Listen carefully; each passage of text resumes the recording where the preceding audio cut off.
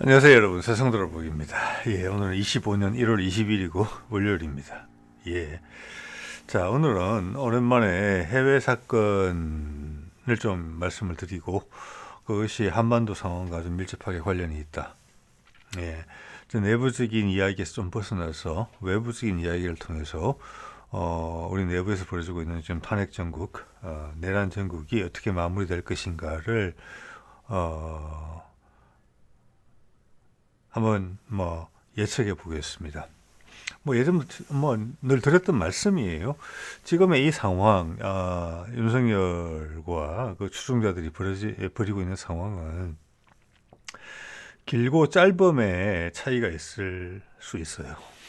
그리고 희생자가 얼마나 나느냐, 아니면 적게 나느냐, 그 차이가 있을 수 있다고 보고요.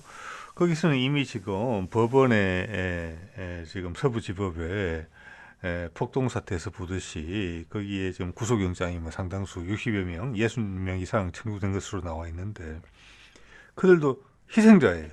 따지고 보면 속았으니까.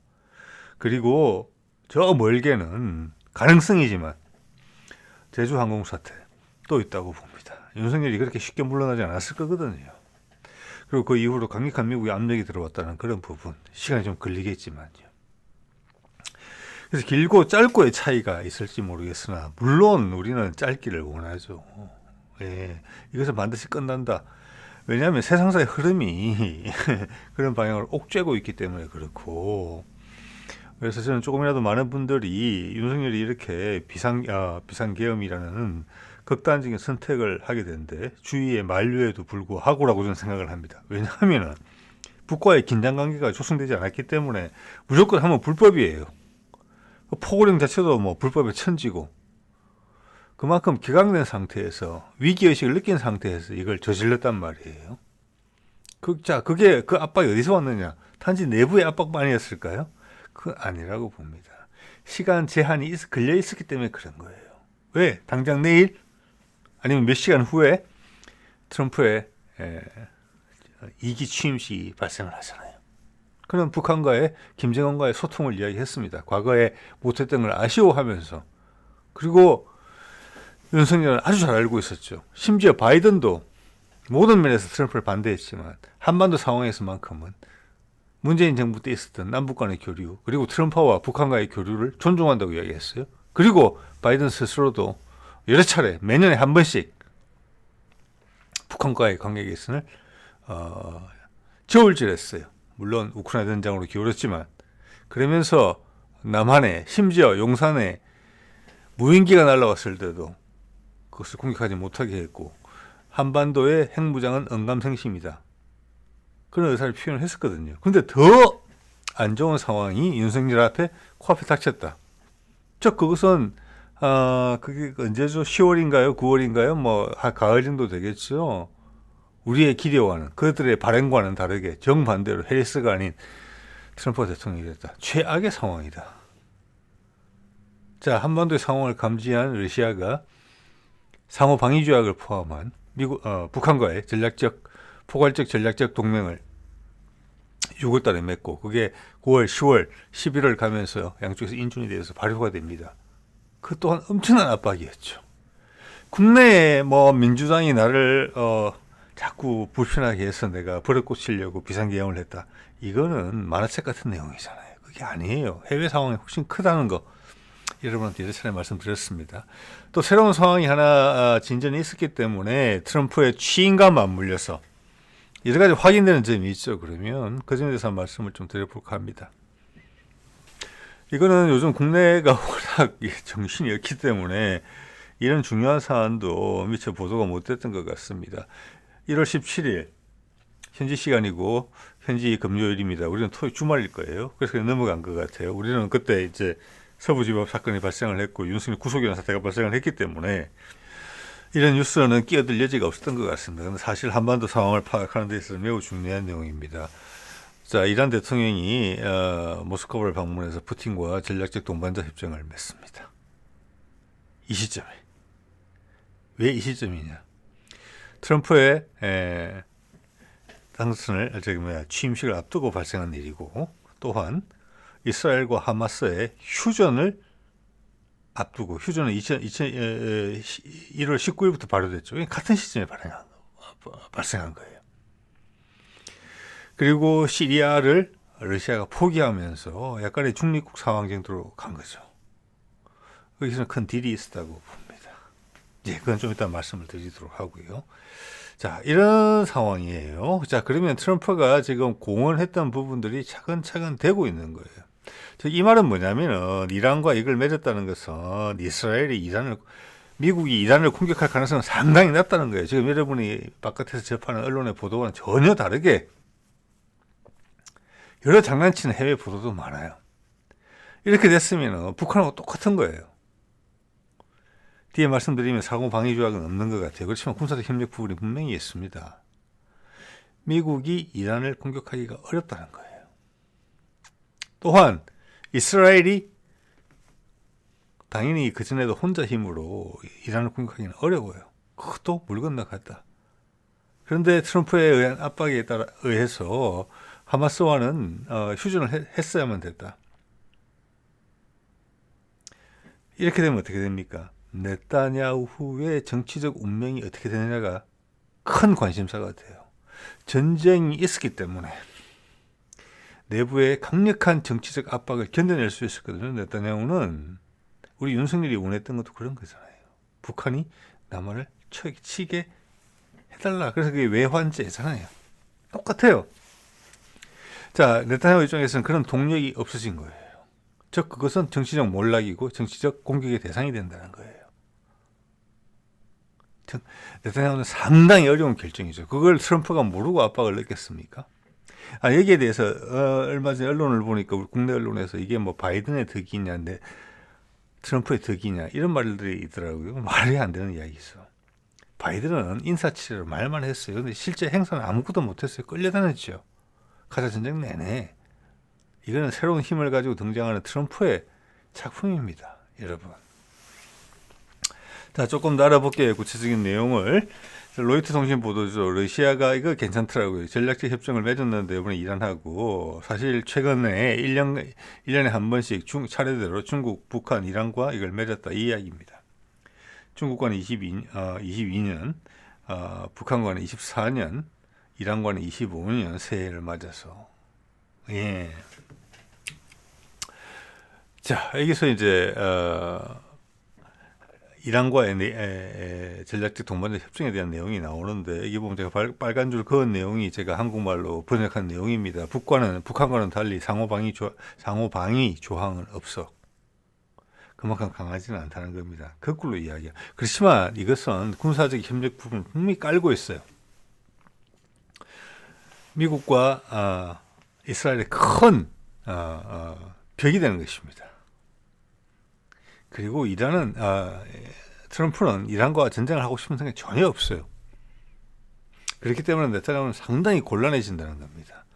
자, 이스라엘에 대해서 미국이 무기 공급을 해주지 않으면은 이스라엘은 여러분 아시다시피 인구가 900만밖에 안 되는 머리 좋은 사람들이 많이 있지만 대부분 뭐라고 할까 지적 재산권 정도 해서 팔고 나가는 구조거든요. 그래서 뭐 예를 들어서 이런 겁니다. 그들이 큰 대형 선박을 제조할 수 있느냐, 내지는 자동차 회사도 자국이 없잖아요. 그렇죠. 전부 다 해외에서 수입해 쓰거든요. 자, 이 말은 미국이 무기 공급을 끊으면 이스라엘의 전쟁 수행 능력은 급전직하한다는 것입니다.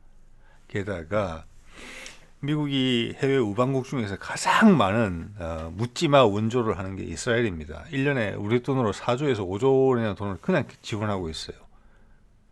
우리 국방비가 1년에 한 50조, 60조 될 거예요. 그 10분의 1 정도 되는 돈을 그냥 매년 지원해주고 있었거든요. 그런 거를 미국 대중한테 노출되는 거 없이 석석석 줄여버릴 수 있어요.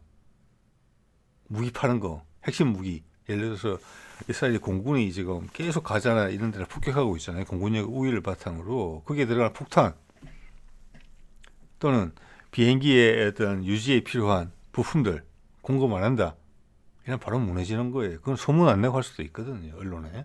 네. 자, 그렇기 때문에 이것은 이런 걸 봤을 때 시리아에서 러시아가 빠져나갔다는 부분은 어, 러시아와 미국의 딜이라고 봅니다. 푸틴과 트럼프의. 너도 하나 양보해라.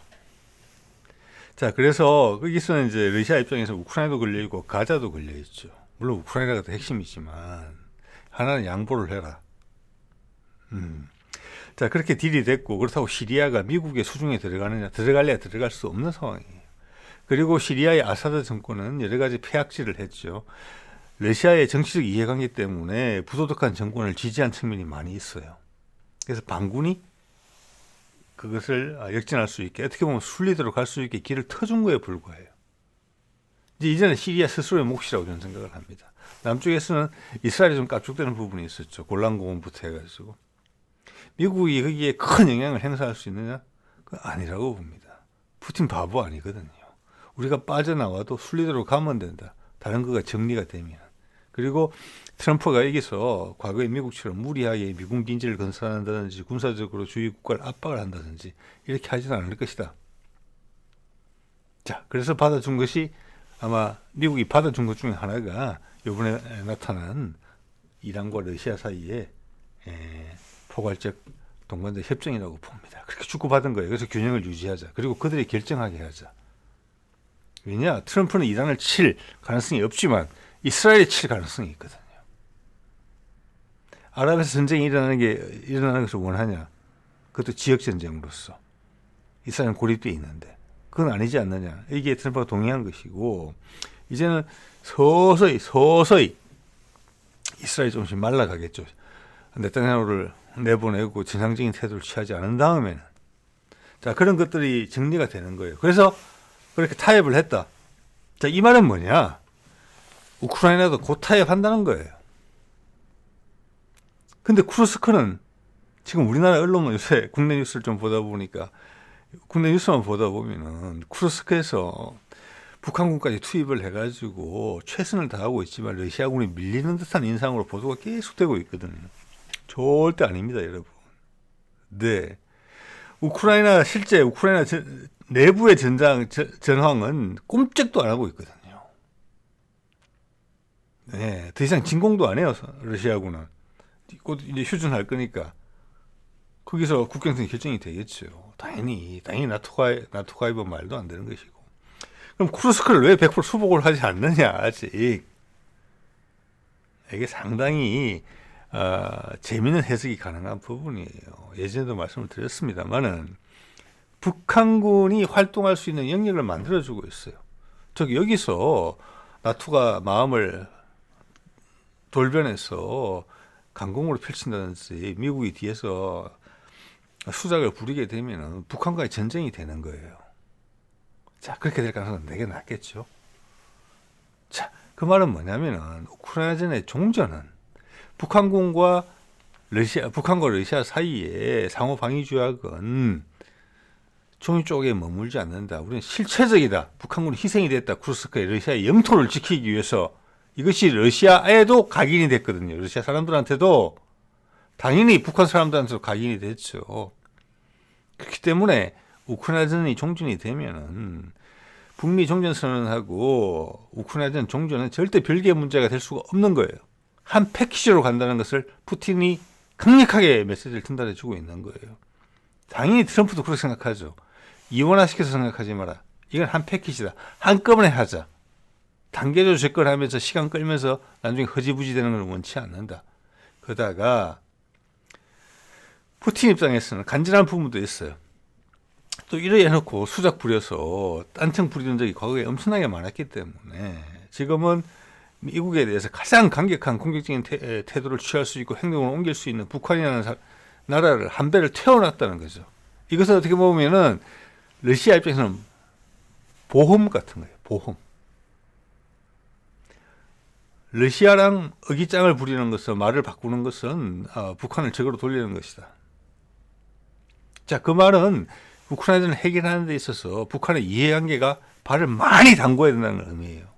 그래야만 미국이 약속을 어기면, 유럽이 약속을 어기면 북한이 화가 나게 돼 있는 거거든요.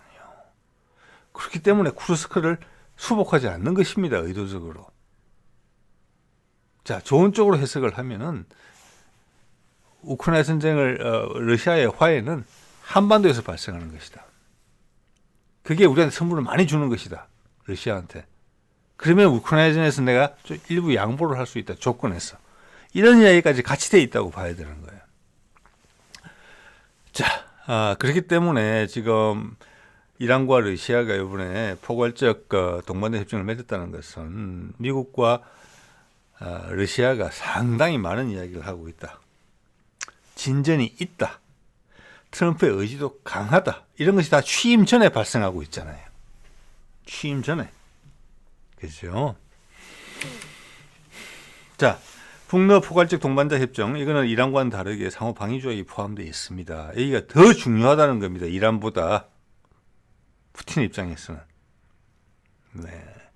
자, 이란과는 장기적으로 러시아의 혜택이 있겠다고 보고, 지금은 현재는 상황을 안정시키는 방어적인 입장이라면은 북한과의 관계는 상당히 공격적인 입장이고, 여기서 북한과 미국과의 관계가 더 틀어지게 되면은 러시아가 생각하는 러시아의 100년 대계에 큰 타격을 입히게 된다. 이렇게 해석할 수 있는 부분도 있어요. 그리고 여기서 비록 22년에 러시아와 중국 간에 포괄적 동반자 협정을 체결을 했지만 그것은 전혀 다른 이야기예요. 중국 이야기는. 이란과 북한과는 그때도 말씀드렸지만 중국은 북한을 계속 만지작거렸거든요. 그렇다고 북한이 혼자 일어설 수 있도록 큰 도움을 주지도 않았어요. 그 고난의 행군대 굶어 죽어 나갈 때 몇백만이 굶어 죽어 나갈 때 크게 도움 준 바가 없어요. 그때 미국 편에 서 있었거든요. 자, 북한은 잘 알고 있었죠, 그것을. 자, 이제는 시간이 무르익어서 세상이 바뀌어서 북한의 어떤 레버리지가 그들이 가진 어떤 캐스팅 보트의 역할이 커졌단 말이에요. 그거는 러시아의 이해관계 훨씬 더 중요하다는 거죠. 러시아는 한반도를 통해서 그들 천연자원을 팔고 싶을 뿐이에요. 그리고 동북아 경제가 일단 활성화되기를 원해요. 근데 중국에서는 그런 게 난망하죠. 중국 스스로 다 하니까. 그렇기 때문에 푸틴이 채간 겁니다. 그러면서 중국의 영향권에서 북한을 떼어냈어요. 미국의 밥상을 차려준 거예요. 미국은 푸틴과 협상을 하면 북한과는 자동적으로 협상이 돼요. 그 자동적으로 협상이 되는 부분은 지난 문재인 정부 때 남북한이 약속했던 그런 부분에 따라가는 거예요. 지금 거기에 윤석열이 있고 그 흐름을 알고 있기 때문에 그 물결을 거스르고자 했죠. 그렇게 나타난 것이 그가 받은 압박의 본질입니다. 허겁지겁 비상계엄령을 할 수밖에 없었던 이유. 준비가 성숙되지 않았는데. 자, 트럼프 취임식이 지금 몇 시간 앞으로 다가왔죠.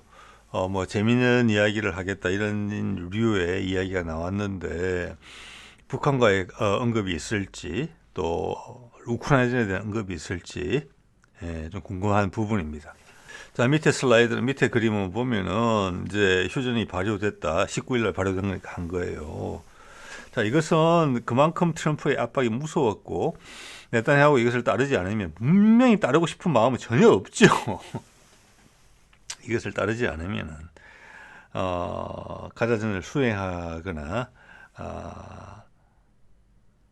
이런 상황에 있어서 절대적으로 불리한 그런 조건에 걸렸기 때문에 네타냐후가 이것을 받아들일 수밖에 없었다.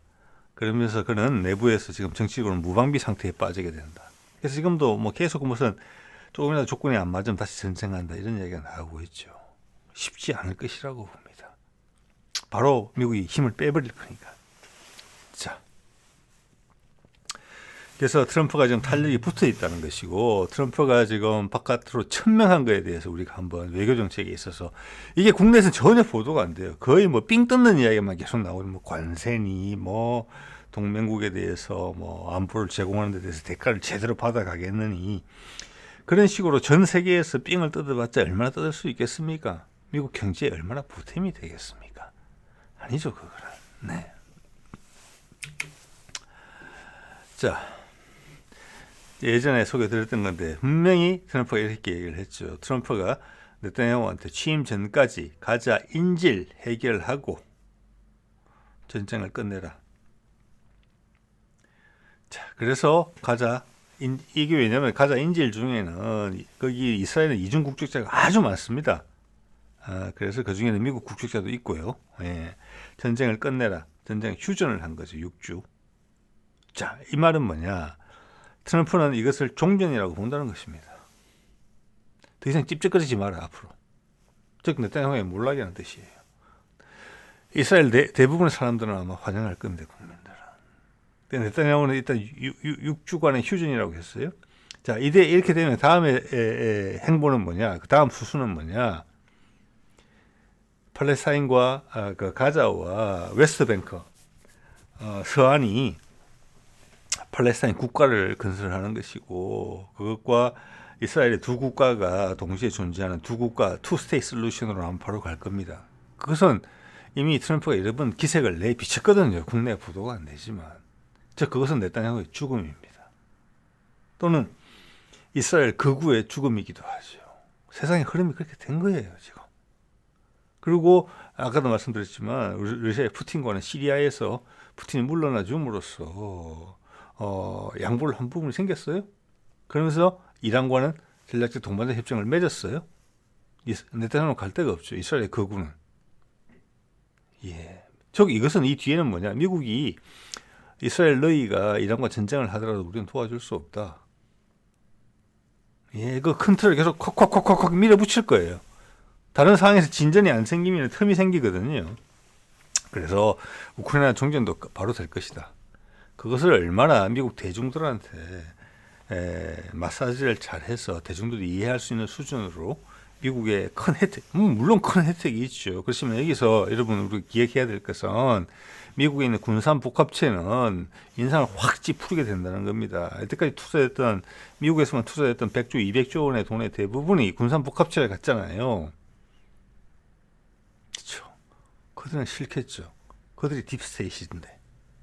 그래서 이런 트럼프가 이렇게 벌이는 일은 쉽지가 않은 일이에요. 전체적인 여론을 몰아가줘야 돼요. 그리고 내가 인기가 있어야 돼요. 이런 구체적인 상황을 대중들한테 다 이야기할 수는 없죠. 그러면서 설득을 해내서 날 지지하기를 원하기는 어렵죠.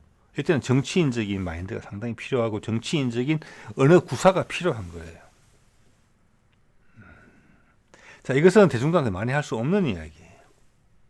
그래서 삥 뜯는 이야기만 많이 하는 겁니다. 뭐 관세 이야기하는 거고, 뭐 기업 유치하겠다고 하는 거고, 뭐 더 이상 공짜는 없다 이런 이야기 하고 그런 겁니다. 예. 자, 이것이 일단 효과를 발휘했다. 다른 부분에도 전방위적으로 크게 갈 것이다. 미국이 이 세상에서 존재하는 틀의 방향이 바뀐다. 패권국에서 다른 방향으로 바뀐다. 그렇지만 미국이 이렇게 우아하게 노화를 선택하기 위해서는 러시아의 지원과 중국에 대한 견제가 반드시 선행이 돼야 된다는 거예요. 거기에 북한이 핵심적인 역할을 한다는 것이고 러시아가 그 기회를 주고 있는 것입니다. 이 과정에서 중국은 배제되어 있어요. 당연히 중국한테 험한 소리 하지 않을 거예요. 왜냐하면 더 이상 타이완을 사이에 두고 중국과의 어떤 군사적 긴장을 고조시켜서 한국군이나 일본군을 최전선에 내모는 그런 선택은 할 가능성이 없어요. 그래서 중국에는 유화책을 쓰게 될 것입니다. 느슨하게. 그렇지만 실제적인 공격을 뒤로 하게 될 것입니다. 내부를 건드리는 거. 예. 세상의 주도권이 중국으로부터 나온다는 것을 보여주게 될 거예요. 중국이 자신하는 부분에 대해서 힘을 빼는 부분을 만들어줄 것이에요. 생산성이라는 부분이 있죠. 히토류라는 부분이 있죠. 지금 미국을 압박하는 그런 부분들. 새로운 생산 기지. 중국보다 더 저렴한 가격에 더 높은 품질의 제품을 생산할 수 있는 생산 기지가 생겨난다는 거예요. 차세대 에너지. 중국이 아직 취약한 수소 에너지죠. 북한이라는 겁니다. 그게 예. 제 개인적 생각입니다. 참고를 하시기 바랍니다.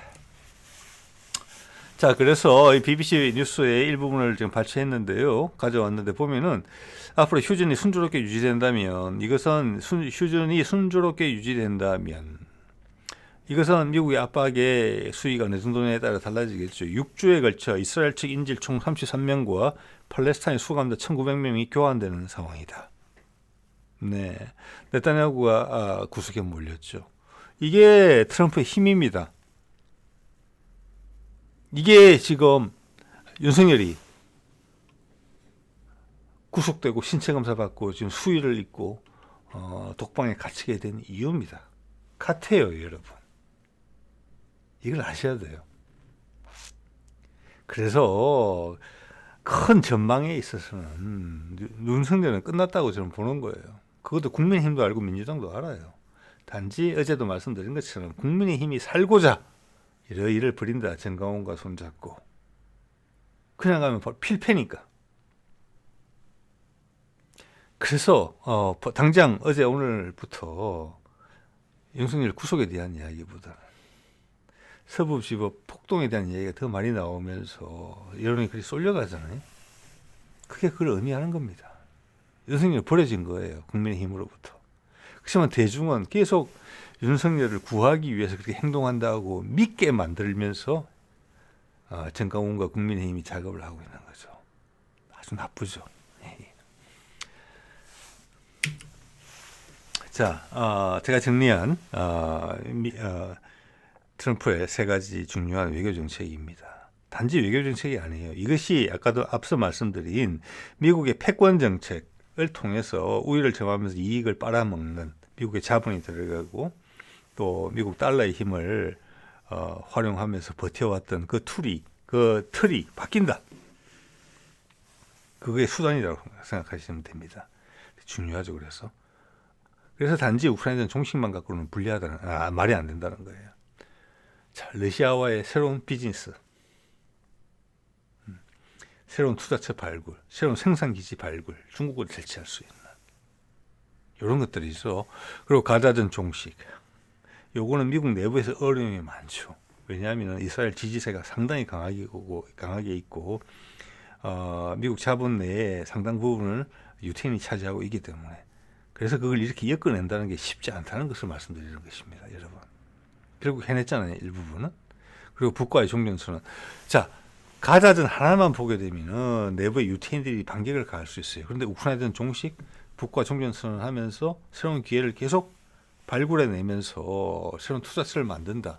그렇게 되면은 서부지법 폭동으로 인해서 윤석열의 구속에 대한 내용이 쑥 들어간 거하고 같은 효과가 나타나는 거예요. 같은 방식으로. 일처리는 이렇게 해야 되는 거예요. 현실에서는. 네, 그런 말씀드릴게요. 자, 이미 이런 이야기를 했었죠. 예.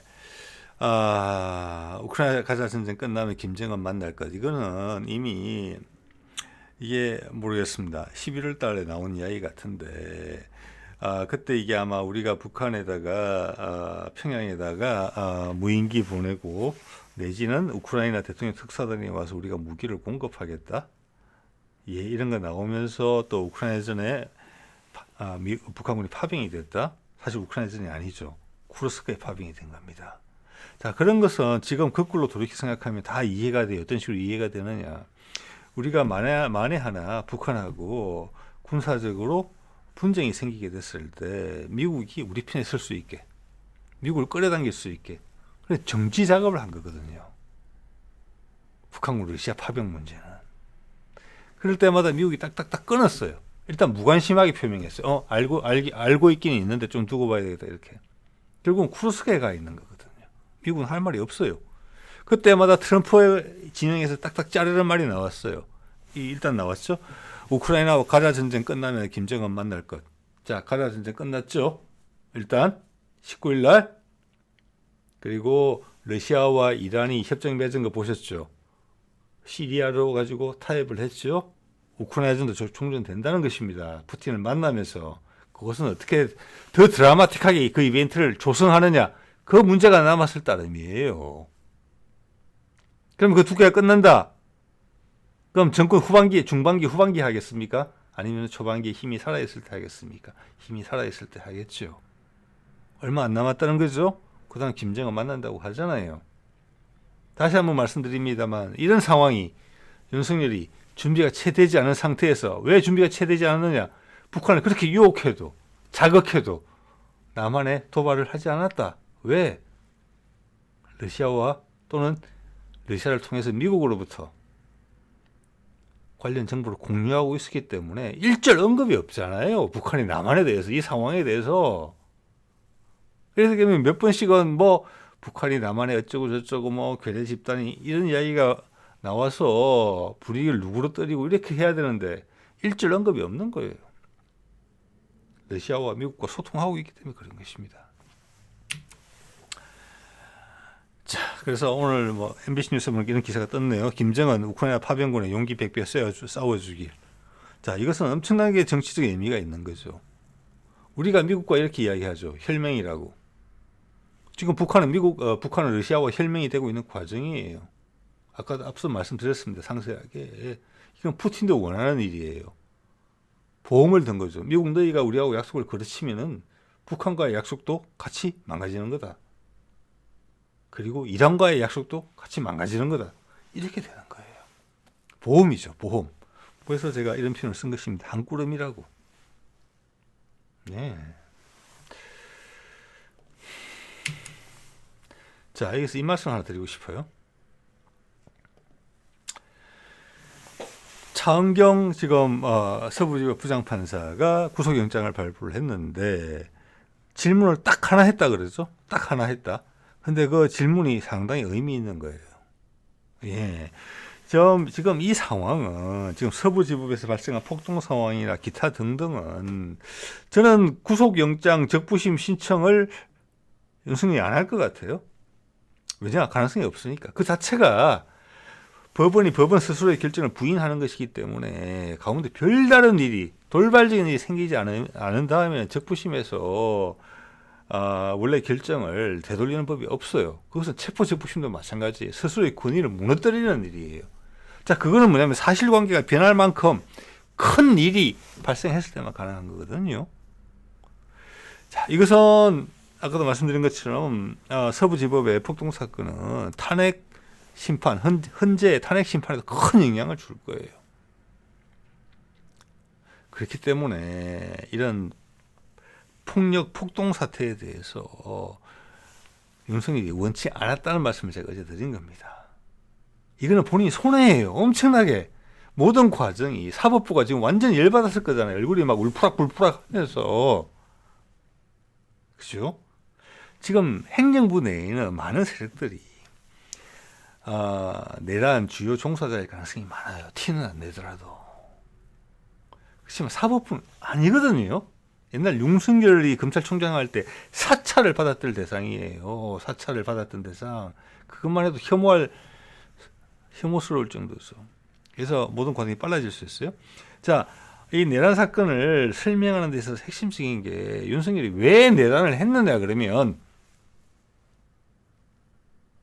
핵심적인 질문이죠. 그러면 그거랑 얘가 이렇게 하기 위해서 계획을 이렇게 짰겠구나. 그리고 군병력을 동원하고 뭐 7군단에 2사단도 동원하려고 했죠. 2기동사단, 그 헬리본 사단, 1군단에 2기갑여단 찾으면 더 나올 겁니다 아마. 본격적으로 하려고 했던 거예요. 내란의 목적이 뭐냐? 그걸 관해서 물은 거예요. 비상입법기구란 구체적으로 무엇인가? 비상입법기구. 이걸 만들려고 했죠. 이게 덜컥 걸린 거죠. 그래서 한참 고민하다가 답을 이렇게 했다고 합니다. 김용훈이 쓴 건지 내가 쓴 건지 가물가물하다. 이게 뭐냐? 최상목의 쪽지에 써준 쪽지에 이게 있었거든요. 근데 최상목이 이런 거 생각해 보세요. 비상입법기구가 최상목이 쪽지를 통해서 처음 접한 단어 낱말이었다면은 되묻지 않겠습니까? 이게 뭐죠? 그죠? 이거는 아주 독특한 케이스거든요. 박정희가 쿠데타를 했을 때, 전두환이 쿠데타 했을 때 나왔던 이야기들이에요. 자, 이 말은 무슨 말이냐면은 제가 드리고 싶은 말씀은 최상목이 이미 계획 단계에서부터 이 말을 알고 있었다는 거예요. 그래서 비상입법기구에 필요한 자금을 만들어라 했을 때 바로 탁 알아들었다는 겁니다. 자, 이것은 그들이 내란 임무 주요 종사라는 것이고 오랫동안 고민을 했었다. 계획을. 자, 이것은 뭐냐? 헌법을 바꾸겠다는 거잖아요. 헌법을. 왜 헌법을 바꿔요? 장기 집권하려고 그러는 거죠. 이 상태는 오래 갈 수 없으니까. 그래서 그 밑에 이렇게 이런 말까지 했다고 나와 있네요. 비상입국 기구를 제대로 할 생각은 없었다. 이거는 뭐 일고의 가치도 없는 변명이라고 봅니다. 여기서도 김용현을 또 긁고 넘어갔죠. 그래서 이 판사가 차은경 판사가 그냥 짧게 판단한 겁니다. 아, 앞에 있던 내가 비상계엄을 준비한 거 그리고 실행한 부분 이게 다 설명이 된다. 장난으로 한 게 전혀 아니구나. 피의자의 주장처럼 그게 절대 아니구나. 목표는 장기 집권이었구나. 그건 많은 분들이 눈치채셨을 거잖아요. 제가 5년짜리 대통령으로 살 수 없는 언행을 계속 하고 있었잖아요. 자, 그러면 다시 한번 거꾸로 돌아갔을 때 미국의 트럼프와 푸틴이 이런 준비를 지금 한반도에서 하고 있는데 북한과의 관계 개선에 엄청나게 적대적인 윤석열이 장기 집권을 하려고 한다? 남한의 스탠스를 안 바꾸려고 한다? 예. 네타냐후까지 넘어가는 마당인데 러시아와 미국 간에 엄청난 인류사적인 빅딜이 벌어지는 마당인데 남한 정부도 윤석열 전까지는 그런 아이디어를 직접 내고 주도적인 역할을 해왔고 그런 것을 준비를 하기 위해서 많은 노력을 기울여 왔는데 윤석열이라는 인물 하나가 가운데 길을 딱 막고 나를 밟고 가라 그런다. 그럼 그들의 결론은 뭐겠습니까? 알았어, 밟아줄게. 네. 그게 지금 현재 이 진행되는 모든 국면의 뒤에 있다고 봅니다. 그래서 블링컨이 오는 거, 뭐 국무부의 커트 캠벨이 이야기하는 거, 백악관에서 계속 뭐 나오는 거, 우리의 중요한 사안마다 체포됐을 때, 구속영장 발부됐을 때 다 이야기를 하고 있잖아요. 그렇죠? 자, 그렇기 때문에 제 눈에는 제주항공 이야기가 더군다나 마지막 4분간의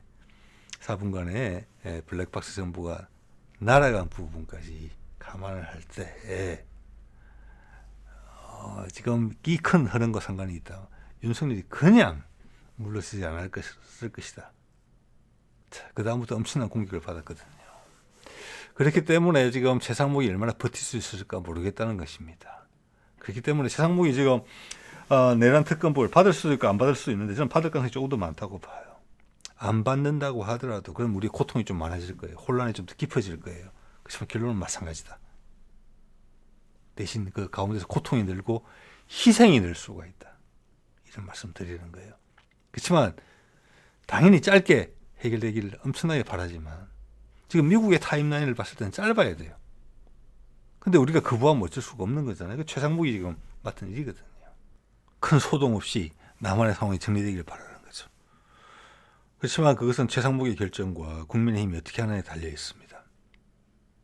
그래서 제가 이제 서두에 말씀드린 것처럼 이 상황은 짧게 가느냐 아니면 좀 길게 가느냐. 길게 가면은 사람들의 희생이 많아질 수가 있고 더 큰 혼란이 있을 수 있어요. 국민들이 더 많이 놀랄 수 있어요. 그렇지만 결론은 같다. 그러면 외세가 좀 더 강하게 개입할 수 있다. 네. 자, 그 정도 말씀을 드릴 수 있겠고요. 또 다른 상황을 한번 살펴보면은, 자, 저 왼쪽에 그림 속에 있는 사람은 트럼프가 지명한 미 국방장관 후보자고 얼마 전에 보여드렸던 내용입니다. 상원 청문회에서 북한 핵 보유국이라는 것을 인정을 했습니다. 자, 이것을 뭐냐면은 북한의 이건 뭐 과거에도 주한 미군 사령관들이 간접적으로 다 비공식적으로 인정했던 부분이에요. 그래서 이것을 드러내놓고 이야기한 거예요. 이거 자체도 쉽지 않은 내용이에요. 북한이 우리한테 위협이라는 거예요. 자, 그의 북한의 어떤 핵무장, 미국을 위협할 수 있는 핵무장력을 가지고 있다는 것을 인정하는 거예요. 이래야만 협상이 되고 그 과정을 미국 국민 전체가 납득을 하게 되는 거예요. 자, 이건 공식화 시키겠다는 거거든요. 그래서 이쪽 준비는 되어가고 있다. 자, 뭐 이런 말이 나오죠. 핵 보유국으로서 북한의 지위, 미사일 사거리 정도, 사이버 능력이 한반도 인도 태평양 지역의 위협이다. 자, 이것은 미국의 위협이 된다는 겁니다. 그래서 우리가 이것을 줄이려면 딜을 해야 된다는 부분이 있다. 자, 이것을 단계로 올려놓은 거예요. 그리고 이것은 러시아와의 우크라이나 종전과 맞물려 있다는 말씀을 드린 거예요. 자, 그게 패키지에 넣기 위해서는 북한의 국제적 지위를 그냥 테러 국가다. 말도 안 되는 놈들이고, 뭐. 아무것도 아니야. 그리고 실제 실력은 없어. 이런 식으로 했던 부분을 격상시켜 놓은 거죠. 이것은 협상을 위한 준비라고 본다는 말씀을 드린 겁니다. 자, 그리고 11월 27일 날 앞서 말씀드렸던 우크라이나전 종전, 가자 종전대 후에 김정은과 만나겠다 이런 이야기를 한 번 더 이야기했어요. 이때도 한반도에 무슨 일이 있었습니다. 이때는 12월 3일이 비상계엄이었으니까 그 전에도 무슨 조금 일이 있었을 거예요. 그때 맞춰서 계속 밟은 거거든요. 이렇게 뱉은 거 준 건데 뭐라고 이야기하냐면은 트럼프 진영에서 나온 거예요. 인수위원회 이런 쪽에서 트럼프가 김정은과 직접 접촉하는 순간 계속 확인해 주는 거예요. 자, 이 정도 되면 여러분들이 이 트럼프하고 김정은이 만난다는 거, 국미 종전선언을 한다는 거 이미 대화가 오고 가고 있을 수도 있다. 이것이 25년 중에 충분히 벌어질 수 있는 일이라는 걸 여러분 느끼실 겁니다. 예. 단지 이것을 얼마나 아름답고 전 세계의 최고의 에너지를 뽑아낼 수 있게 미국의 새로운 리더십에 대한 어떤 강력한 포장이 들어갈 수 있게, 그러면서 동시에 중국을 확 누를 수 있는, 이렇게 위해서는 트럼프 진영에서 향후 미국이 세계를 이끌어나가는 방향, 세상의 방향이 앞으로 이렇게 될 것이다라는 부분에 대해서 철학적인 부분이 나와야 줘야 돼요. 그렇죠? 근데 사람들은 기본적으로 먹고 사는 문제거든요. 자, 이렇게 됨으로써 새로운 기회 요건이 열린다라는 부분이 분명히 나와야 돼요. 투자처, 그리고 일론 머스크를 위시한 새로운 기술이 꽃을 피울 수 있는 곳. 제가 몇 번 말씀드립니다만 새로운 기술이 나오든 새로운 생산 기지가 되든 그것을 미국이 실현하기는 상당히 어려운 상황이에요. 많이 노후화됐잖아요. 쇠약해졌잖아요. 그래서 우리 같은 나라에서도 단기간 내에 5년, 10년 투자해서 만드는 고속철 같은 것을 미국은 못하고 있잖아요. 훨씬 더 많은 비용을 들이더라도. 지하철 개선 작업 같은 게 못하잖아요. 그게 다 같은 거거든요. 똑같은 일을 하려고 해도 훨씬 더 많은 비용과 시간이 걸리는 상황이에요. 악순환이죠. 그렇기 때문에 중국을 제친다. 미국이 가지고 있는 기술이나 자본을 100% 활용할 수 있는 곳은 미국이 아니에요. 미안한 이야기지만 미국도 알고 있다는 거죠. 그것이 북한이 될 가능성이 크다. 러시아의 자원과 한반도가 소통이 되면서 해양 세력과 대륙 세력이 연결된다. 그리고 유럽도 구원을 받는다. 자, 그렇게 되면 전 세계가 새로운 투자처들이 많이 발굴이 될 거예요. 그러면서 이스라엘은 당연히 찌그러질 수밖에 없을 거예요. 왜냐? 이스라엘은 아프리카 대륙과 아시아 대륙이 연결되는 그 중간에 중요한 지점을 차지하고 있거든요. 거기서 기회가 나와야 되거든요. 그래서 아프리카라는 대륙이 발전을 하게 되는 거니까. 네. 자, 그래서 이것이 얼마 안 남은 일이다. 지금은 캄캄하지만 이 구름이 그치면 바로 해가 뜬다. 이런 말씀을 드리고 싶은 거고, 이 기간이 되게 짧아졌으면 좋겠다. 현재 가장 큰 현안은 최상목이 내란 특가법을 받느냐 안 받느냐 이것이다. 받지 않는다 하더라도 시간이 조금 길어질 따릅니다. 결과는 마찬가지다. 물론 우리의 좀 더 희생이 따르겠지만 이런 말씀 드린 겁니다. 자, 오늘 이 정도 하겠습니다. 네.